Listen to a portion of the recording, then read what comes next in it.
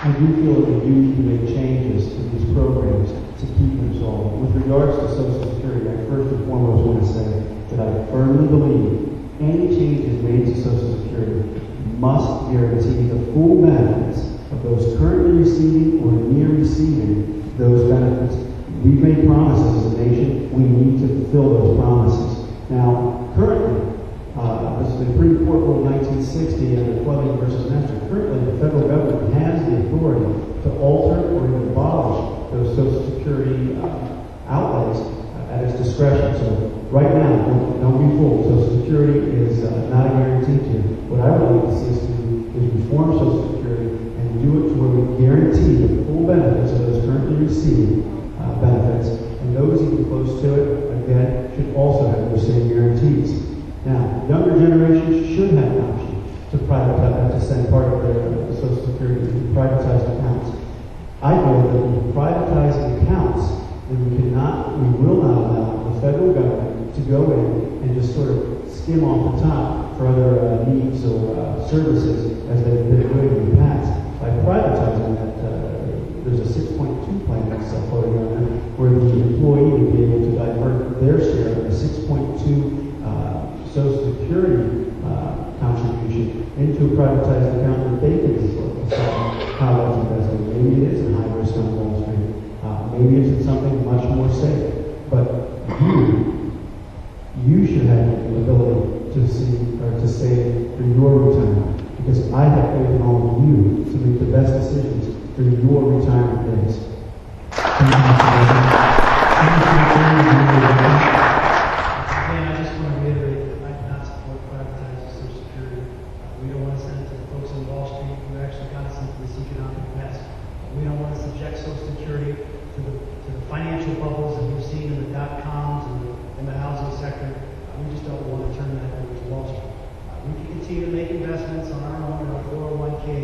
But that is your money.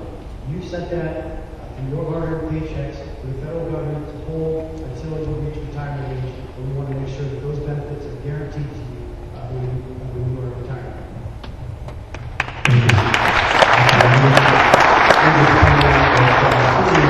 Social Security float around 2%, whereas over the last 8 years, some of the 401ks and other personal contributions have returned about 8%, which is about 4 times what Social Security is returning right now. So I think that over the long term, the American individual would have a better retirement picture with privatizing those accounts and making those decisions on their own. Okay, thank you, Mr. Howard. In terms of foreign policy, Mr. Obama inherited 2 wars, Iraq and Afghanistan. His current policy in Afghanistan is to draw down eventually and leave. Mr. Blevin, what is your position on the U.S. position in Afghanistan? We're engaged in 2 undeclared wars. We need to bring our troops home, plain and simple.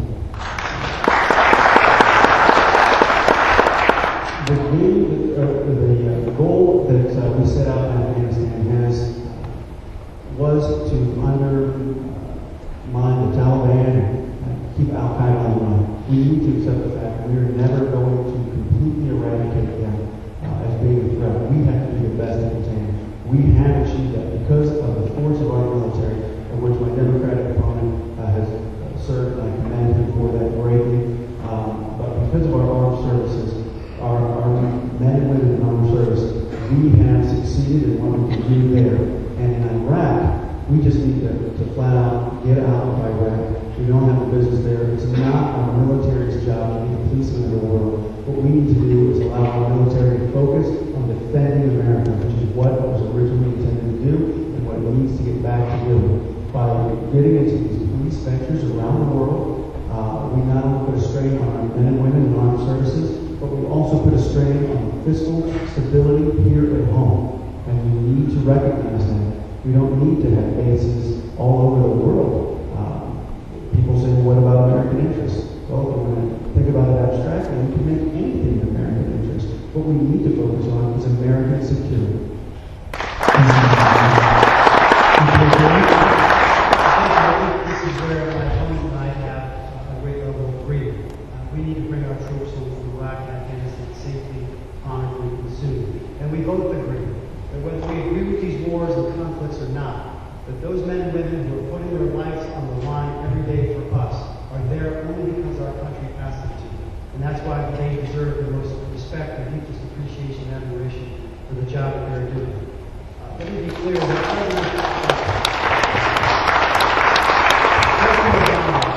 President Obama has not taken his eye off the ball. He has gone after the terrorists who perpetrated 9/11 that are along the Afghan-Pakistan border and has made sure that we have captured or killed those terrorists who were organizing and threatening America. But I want to be clear. Afghanistan is a very treacherous place. And the terrain alone is enough for much to be desired. When we have 70% of the Afghan people who live outside of urban areas, and when the Taliban roll in there for the Taliban, when the Americans roll in there for the Americans, unless Afghanistan stands up and embraces its own freedom and has a strong central government, and we demand the Karzai government end the corruption and make investments to have a stable police force that administers justice in these outlying areas, Afghanistan and its people are not going to have the answers that they need to make sure that we can bring our troops home. But we need to let them know, the Karzai government knows that this is not a blank check. But the president has been very aggressive. That region is very volatile, very volatile. And if we would make sure that we end our dependence on foreign oil, we might see less of our troops being deployed to the Middle East. Even though they are there today, we need to honor them and bring them home safely and soon.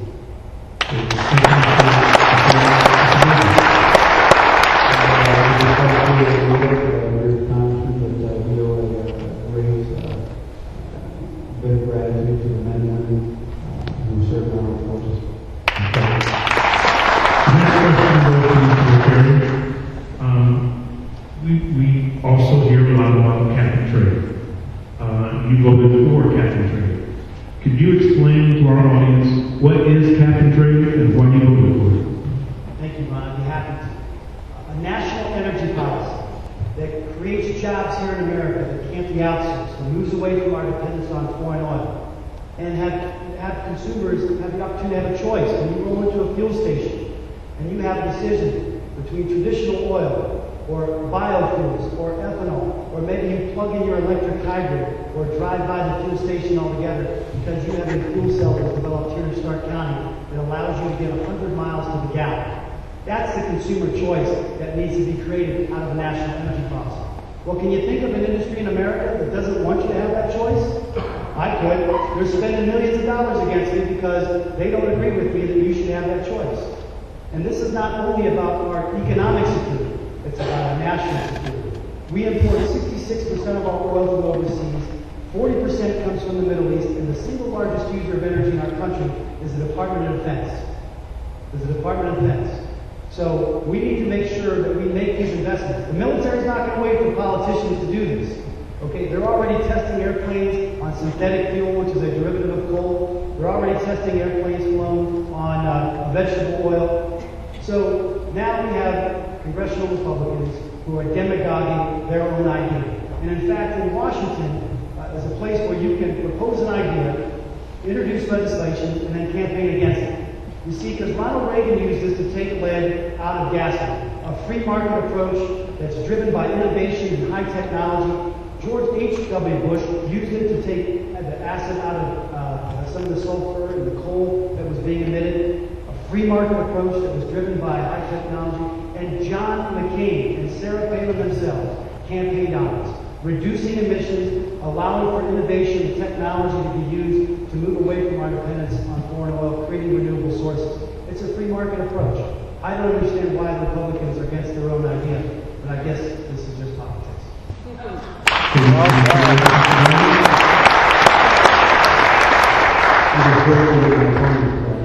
Showed everyone the Democrats and Republicans are more in line than most people think. With regards to cap and trade, I see cap and trade as an energy tax, plain and simple. I do know that it's touted as an energy policy, but I think there are better policies that we could have followed along the way. Cap and trade, the effects of this are going to be driven up the artificially inflated price of fossil fuels. Now, my opponent talked about how we as Americans need to build it here and assemble it here. But in all honesty, with cap and trade, it's going to be more expensive to build it here, it's going to be more expensive to assemble it here, and it sure as heck it's going to be a lot more expensive to buy it here. We need to come up with better energy sources or better energy policies than the one that has recently been passed in the House. Cap and trade could have been mitigated, and national security could have been improved if we allowed for more oil drilling, more refineries, and more nuclear energies to be developed in our nation.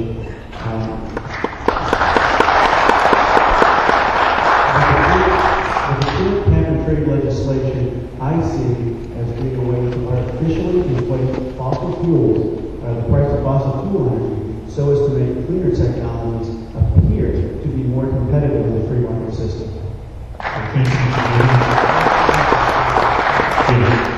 I would challenge my opponents. Name the page. Tell me where in your bill that it created any taxes. It created no taxes. And in fact, what it does is invest in companies locally, like Babcock Wilcox, is trying to find alternative forms of energy, renewable fuels, turning that coal into synthetic fuel by using processes that they're still researching right now. You look at turning waste into energy. Quasar in our Congressional district is using now methane digesters. This is the type of innovation and free market approach that we need to drive our technology. What my opponents are saying by not invoking a free market approach is that they would rather have the EPA regulate emissions than allow the free market to drive innovation and technology. Let me make a point about oil. Look, all our energy resources need to be on the table. Oil, nuclear, wind, solar, biofuels. But when we create jobs here that can't be outsourced, think about a wind turbine. 8,000 manufactured parts going to make a wind turbine. 200 tons of steel. The ball bearings are made here in Canton. The plastic molding and infrastructure can be made at Sarah Plastics and Alliance. We have got to create the right investments for our nation. The oil companies aren't going to invest in this, right? They don't want you to have a choice. Do you think some of the other big utility companies want you to have a choice? Well, when we create renewable energy sources, we make our country strong. While we've been arguing and fighting and discussing this in Washington, and then maybe we pass a bill and implement it over the next decade, China, that by all practical purposes has a vertically integrated government, they have already overtaken us in solar and photovoltaic. They've already overtaken us in wind and turbine technology. And they're about to overtake us in synthetic fuel research. So, look, America has led every technological revolution our country and the world has ever known. We've created computers and cell phones. We got to build it, grow it, assemble it here. And this is the next economy, the future of our economy. Can you imagine? Rolls-Royce is making a little fuel cell that sits about a coffee can that has this chemical reaction with a little bit of fossil fuel that creates thousands of hours of electricity. You know what that means for our troops? We're not going to have these convoys rolling through the streets where our soldiers are getting killed. We're going to be able to deliver this type of technology to places like Africa that can generate clean energy and use it to clean their water, to clean their wastewater facilities by generating electricity from chemical reactions. This is the type of future. And if we wait, if we delay any longer, these emerging economies are going to overtake us. That's why we need a national energy